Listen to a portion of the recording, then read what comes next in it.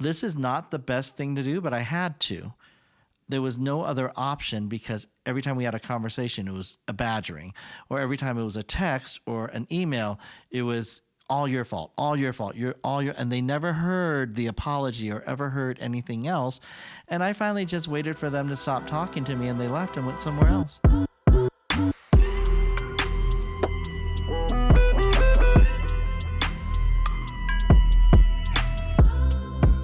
Welcome back to the Making Money podcast, where we talk about how to make more money, keep more of what you make, and make your money work harder for you. I am your co-host, Benjamin Foss, and before we get started, I have to say this is not financial advice. Sitting across from me, as always, is the wonderful entrepreneur and business owner, Paul Ing. Paul, how are you today, my friend? I am very well, thank you, Ben. We are enjoying a lovely weather time week. I think a full week of warm weather in the middle of winter, a nice break from the chilly cold. And we have just wrapped up our series on how to unstuck your business. And if you haven't had a chance to listen to that, I really encourage you to go back. If you're a business owner who's dealing with plateauing revenue or feeling stuck in your business, these questions that we asked, I mean, I really think it's some of the best content that we've made up to date. And so I really encourage you to take a listen to that if you haven't already. Now we're talking about a new topic that we have not yet covered on this podcast, but it has to do with when your business or when your employees or even you yourself as a business owner make mistakes with customers and what to do about it. Every business makes a mistake. Even Chick-fil-A will mess up an order and put pickle on your sandwich from time to time when you didn't want pickle. Every company will make mistakes, and the way that you handle those mistakes can be the difference between having a negative brand ambassador, someone who spreads negative word of mouth about your business and tells you, never buy from Joe because Joe's going to mess it up and won't do anything about it, versus the positive brand ambassador, the one who has their issue resolved and says, you know what? Joe made a mistake, but he made it right. Absolutely. And it happens more frequent than not. And it's always behind the doors. Nobody sees it or hears about it unless somebody you know brings it up. There are a very many different ways that you can tackle this issue. But before we talk about what we should do, let's talk about what not to do. So, Paul, if I'm a business owner and let's say I have a house cleaning service and my maids just completely screw up this client's house. They, moved some stuff and didn't put it back. They completely forgot to clean one of the bathrooms. There's a bag of trash that's sitting next to the garage but never made it to the trash bin. And a client calls me angry and wants me to do something about it. What should I not do in this situation as the business owner? Well, the very first thing is you don't want to come back with a rebuttal of excuses. That's the last thing we want to do. And we definitely don't want to be negative about the situation, nor do we want to put our staff down for maybe a mistake that was unintentional versus intentional, because we don't know what the whole situation was. We definitely don't want to be defensive. We don't want to interrupt them or put down their problem or act like it's no big deal. A lot of times when people are complaining about something, it's because like 10 other things have gone wrong in their day, and this is just the thing that they get to complain about, and all the energy from the other 10 things comes out on the 11th one. And I used to live with a roommate who was like that. He would have a really bad day at work and someone made some snarky comment to him and he's cranky or whatever. And then he would be mad because someone used the last of his ketchup. And, he loved ketchup. And he would just take out all the pent up frustration from the day on the roommate. And then later he'd be like, "Sir, I'm sorry. I took out all my whole day of frustration on you, and it was really not about the ketchup. It's not that big a deal." But as a business owner, you may be on the receiving end of that, and you have to understand that sometimes just you don't want to cut people off. You don't want to be defensive or diminish their issue, because that can just cause the anger to rise to another level. Absolutely. And you never know what this situation came from. It's usually a catalyst. Something has created this domino effect, as we would call it. And if you're in that business where you have employees, the fear is maybe, and that's a big maybe, that what happened was not intentional. That's the big picture of not knowing, right? Was it intentional or not intentional?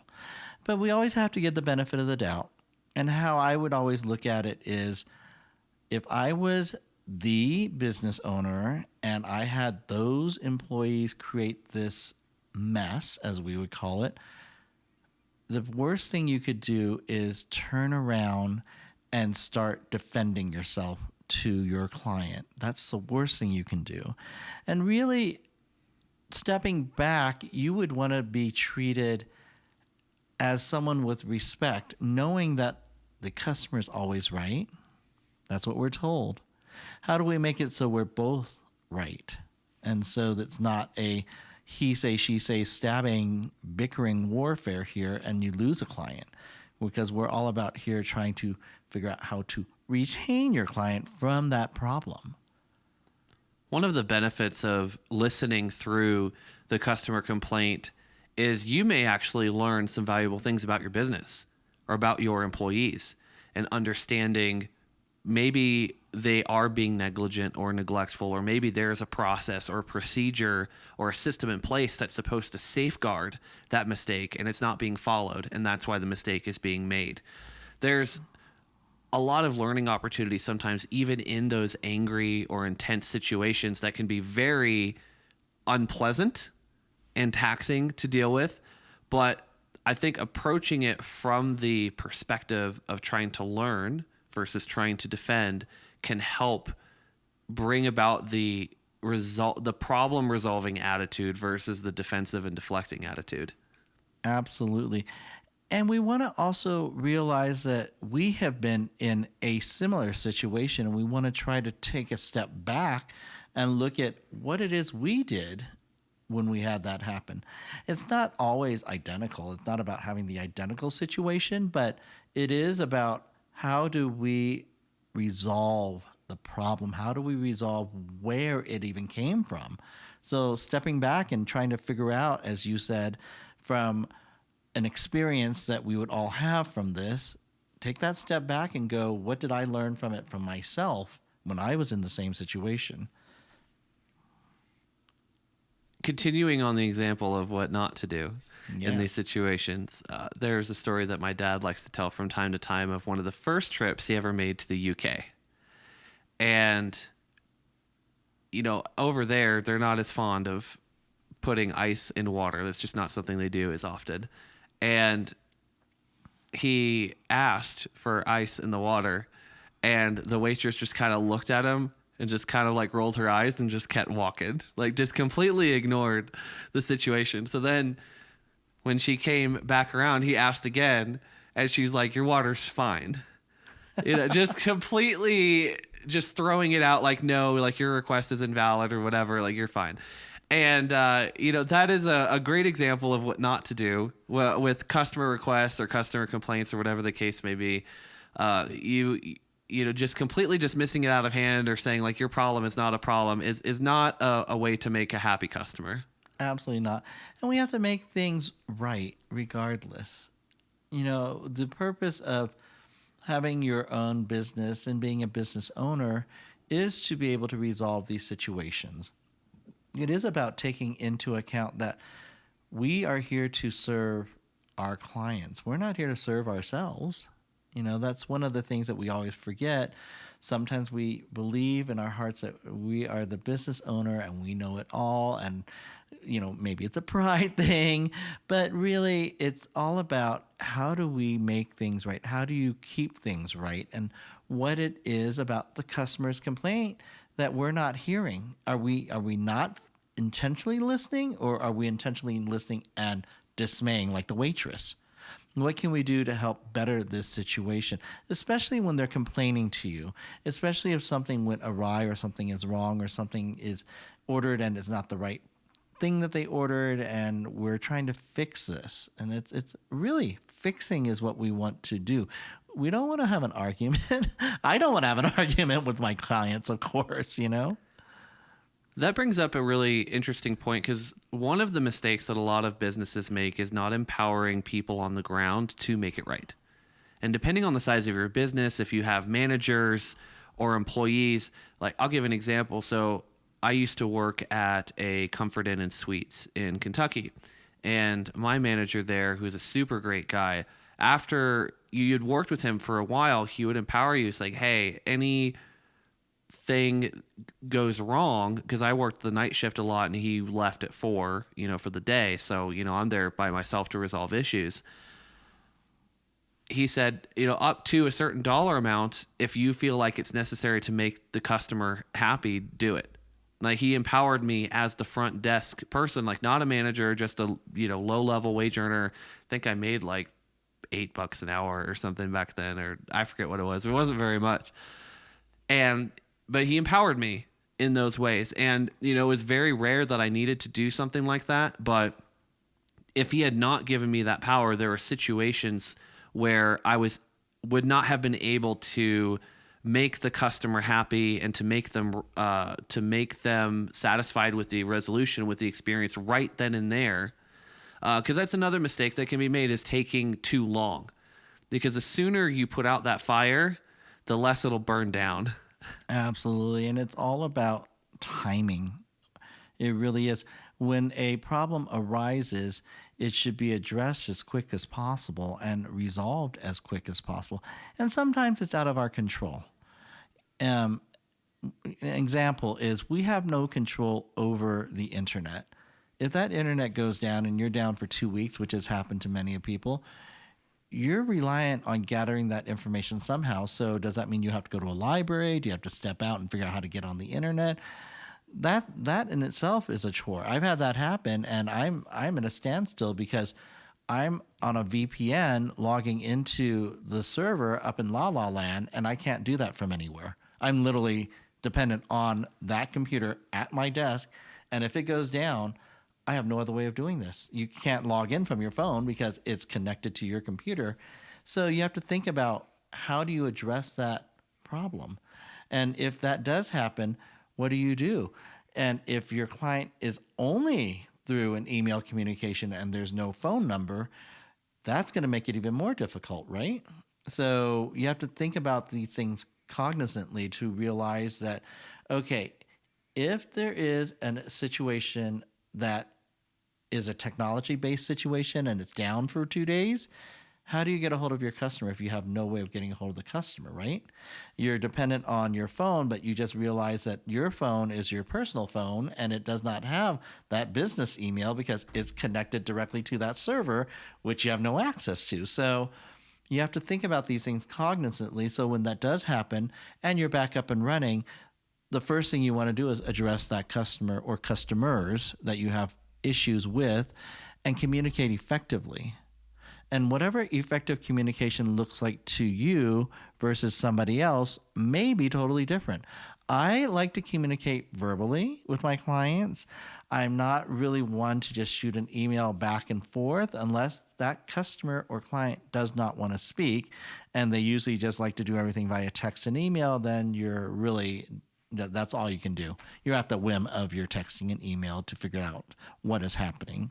So once again, addressing your situation appropriately and effectively, taking into consideration some empathy and not taking it personal is huge, and responding accordingly versus reacting inappropriately.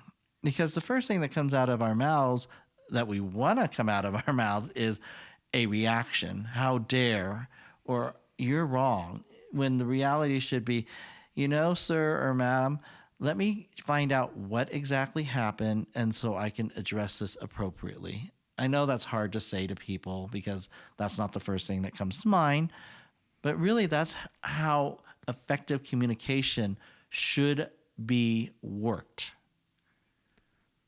I heard someone say that the secret to staying married is to never say the first thing that comes to your mind or the second thing that comes to your mind, but instead to say the third thing that comes to mind. And it was said by a man who'd been married for a very long time. And so he probably knows what he's talking about. But yeah, sometimes when you're dealing with customers, and I deal this, have this with clients too, because sometimes they'll send me a revision and I'm like, how stupid are you? But, not the second thing, but the third thing is usually a lot wiser and gentler. I might have to go with you on that one. Well, Paul, we've talked a lot about what not to do, but that's only half the story. So tell us a little bit, what should we do when we're dealing with the angry customer, the angry client, regardless of how legitimate we think the complaint is? What should we do? What should we have as our policy, our predetermined response to these situations? Very first thing is listen. Listen to what that person has to say about the situation, really. Intently listen to it so you can understand what happened. Because if you don't really listen intently and all you hear are the first few phrases and it starts to anger you because it's not what you wanted to hear, you won't address it appropriately.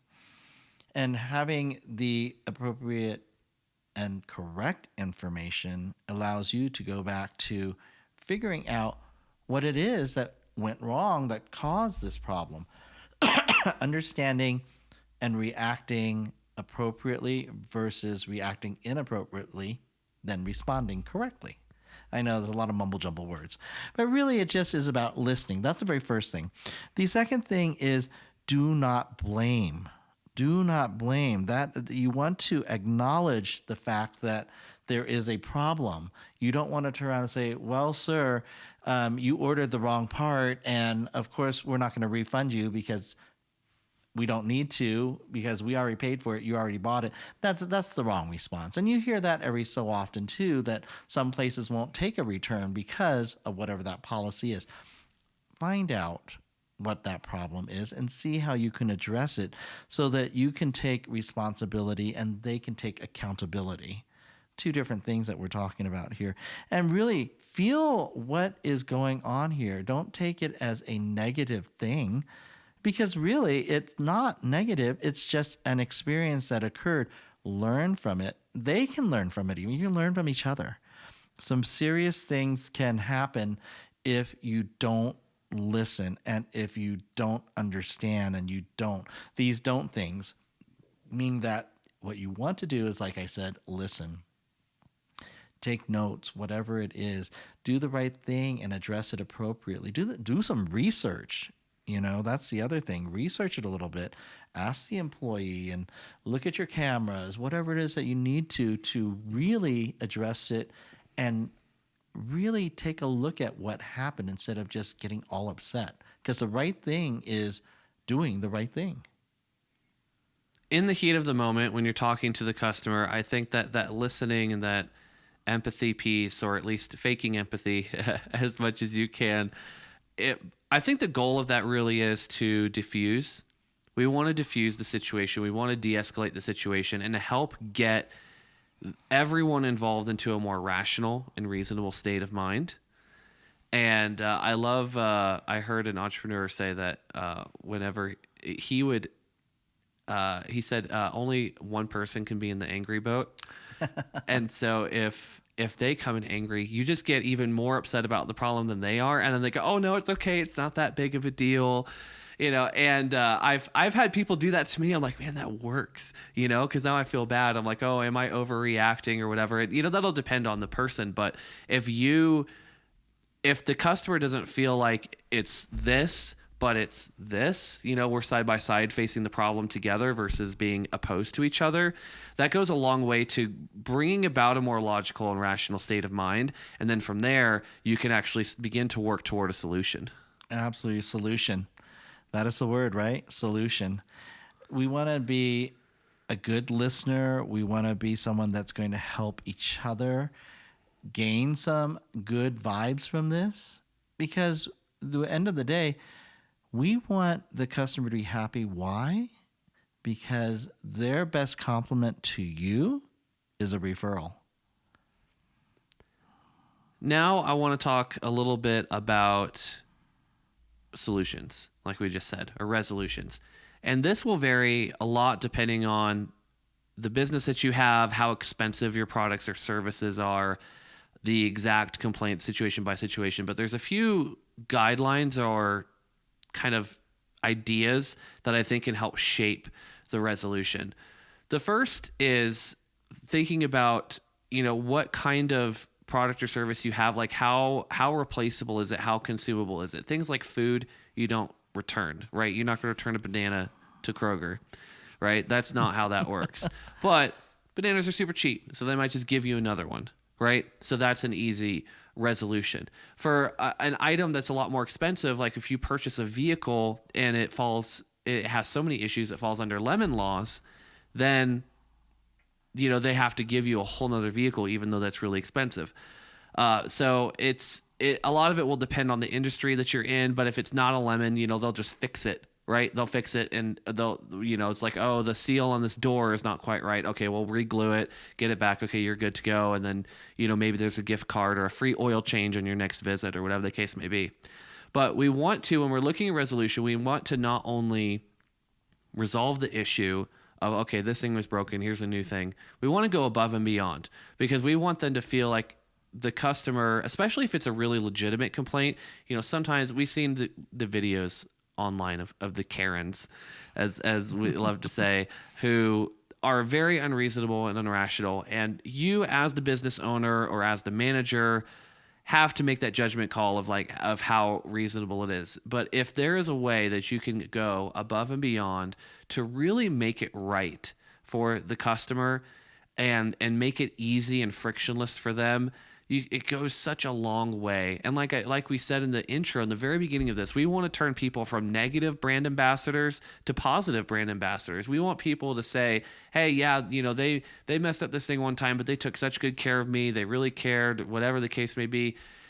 That engenders so much trust from the customer and so much understanding and I think a lot of loyalty. And I'll give an interesting example of this from my own personal experience. So back in 2023, I bought a brand new Tesla Model 3 Performance. I mean, just not a cheap car.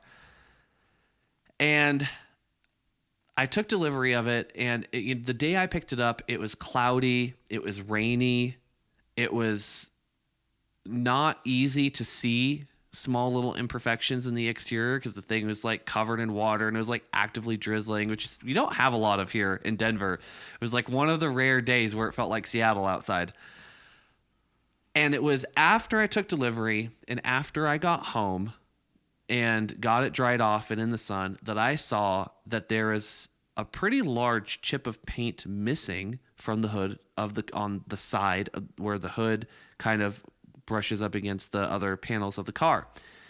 And so, and I took the car to a Tesla dealer for some other like little noise rattle thing that they fixed. And they looked at it and they said, yeah, that's definitely, manufacturing error. Like didn't say, oh, well, that probably just happened as a rock chip on the highway. Too bad for you. You took delivery. They didn't say that. They addressed it like, yeah, that's probably on our end. They said, okay, well, we can do a paint shop for you, but the people we worked with are backed up for 4 weeks. Oh. And I was like, that's not acceptable to me. And the vehicle would have to sit at the paint shop for the whole 4 weeks until they eventually got to it. I'm like, I bought this thing because I drive for a living. Like, this is not an acceptable resolution for me. So then they instead gave me, and I forget the exact amount, but I think it was like a $250 or $400 service credit for any future visits. And I thought, done. Great. Absolutely. Easy. I don't really care that much about this tiny little chip of paint. It's not that big a deal. And I really appreciated the way that they immediately took responsibility. They listened. They said, yes, we're going to make this right. Here's a way we can make it right. Oh, that doesn't work for you? Okay, here's another way that we can make it right.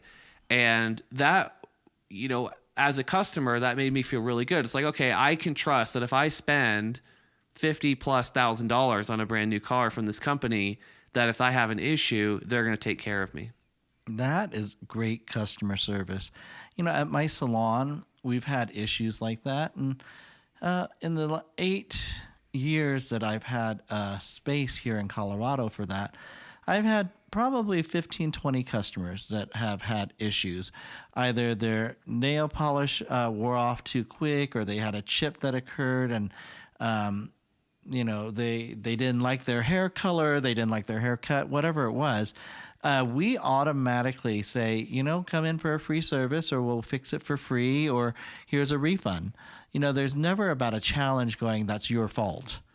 It's your fault because you chose the wrong hair color. It's your fault because you wanted a haircut that didn't fit your style. It's your fault because you put your hands in water before you should have after you got your nails done. You can't turn around and blame the customer just because they are not happy with what they came out looking like or what happened. You want to make sure that customer is happy. And if they don't return, they don't return, even though after you give them all this credit and whatnot. But you write the situation. That's the most important thing, is writing that situation. I've had customers in my whole 27, 28 years of my career where they have said, it's your fault, it's your fault, it's your fault. And it could be because they didn't give me documentation for something, or maybe they gave me something and it was a duplicate documentation, but I didn't catch it. We're all human. There are errors that occur. And sometimes you have to just bite the bullet and say, here's your full refund. What else can I do to help make the situation better? Clearly, I'm not going to pay your taxes for you because that was still your responsibility, whether I got that form or not. It's still your responsibility, right? I may have missed it, but you would have owed those taxes anyway.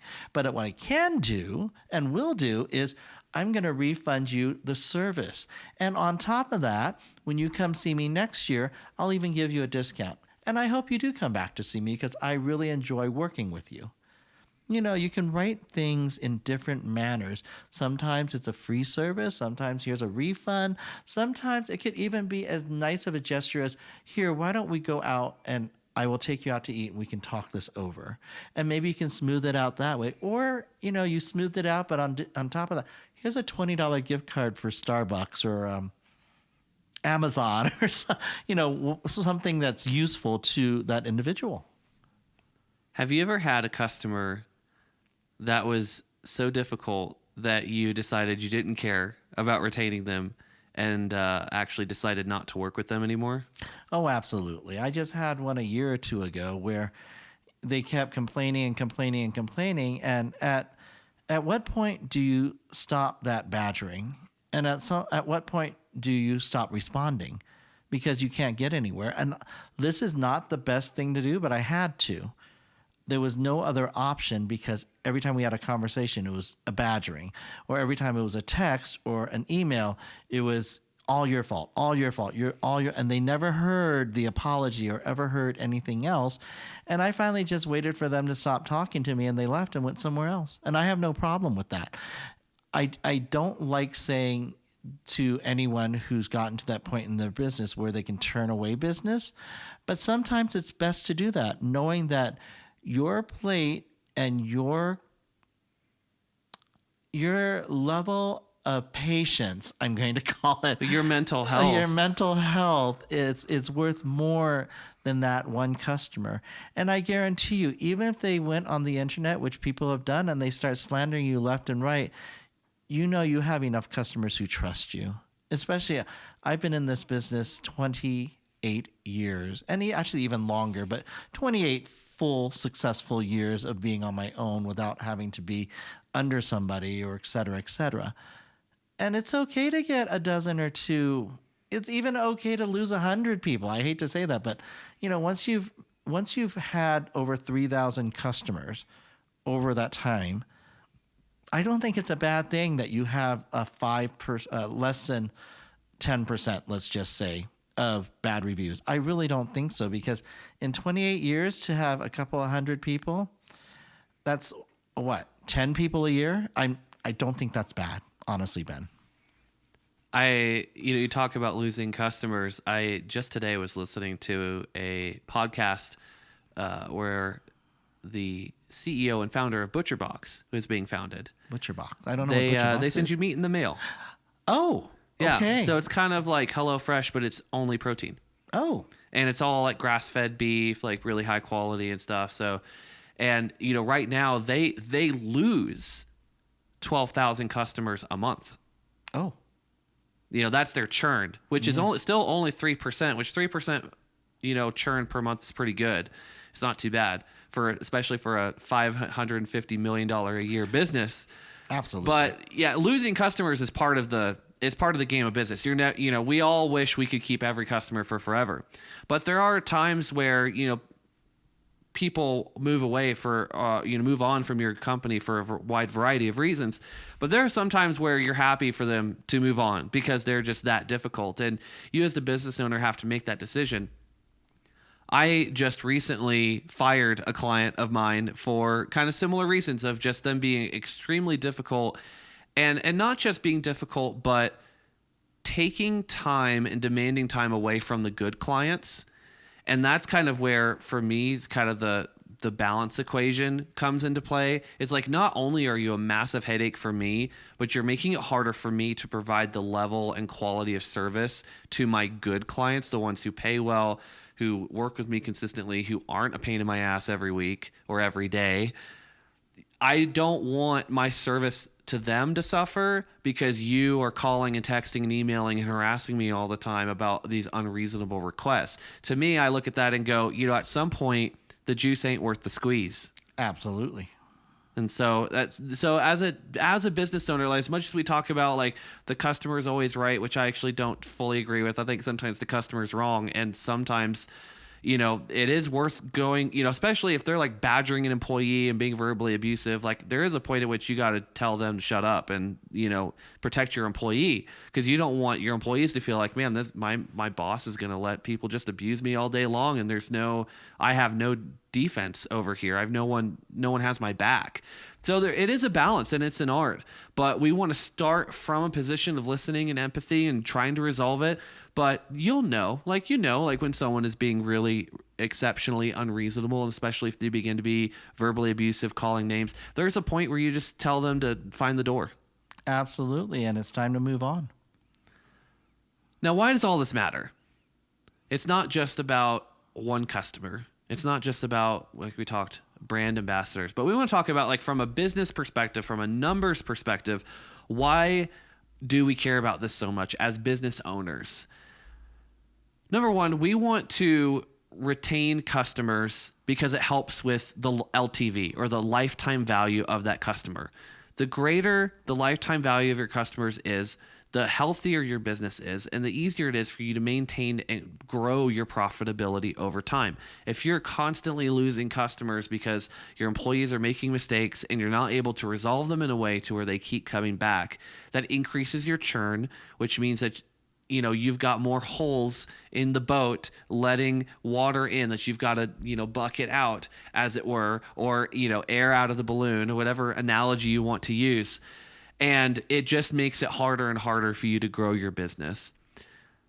Another thing, like we talked about, we want to decrease negative word of mouth. People always talk about positive word of mouth and how, I heard from word of mouth and referrals, and all that's great. We want that for sure.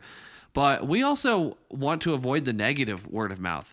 We don't want, I've had some bad experiences with companies over time, and I've made it known to my friends and family, like, do not go here. Do not shop with these people. Do not buy from these people. They are terrible. And that's not what you want. That is going to do so much more damage than whatever the cost of resolving that is going to be. The final thing is, we also want to recognize what our cost of acquiring a customer is, and keep that in the equation when you're thinking about the cost of your resolution.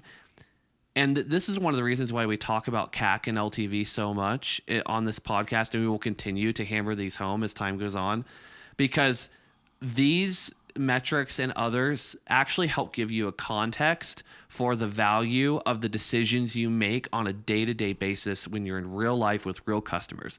Like, for example, if it costs you $1,000 worth of advertising to get a single customer, spending $150 to resolve an issue with them and to keep them is well worth the investment.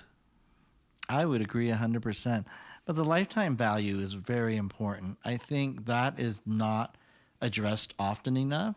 I'll just address it for a couple of seconds here, but really understanding what that means. And that one person, that value of that person is unmeasurable. It really is. If they are a person that refers you over and over and over again. So it was worth having them for the first 5 years, and it was worth hearing about the complaints, and it was worth and worth and worth. That value is huge. Who cares about the cost at that point? Because you've had them 5 years and they've brought you 50 other customers. There is a metric there, but I'm going to take away the cost because there is no money I could put on that value of that client. And the value of that time that it was spent over those years, even more unmeasurable. Because that person, he may be or she may be a little more difficult.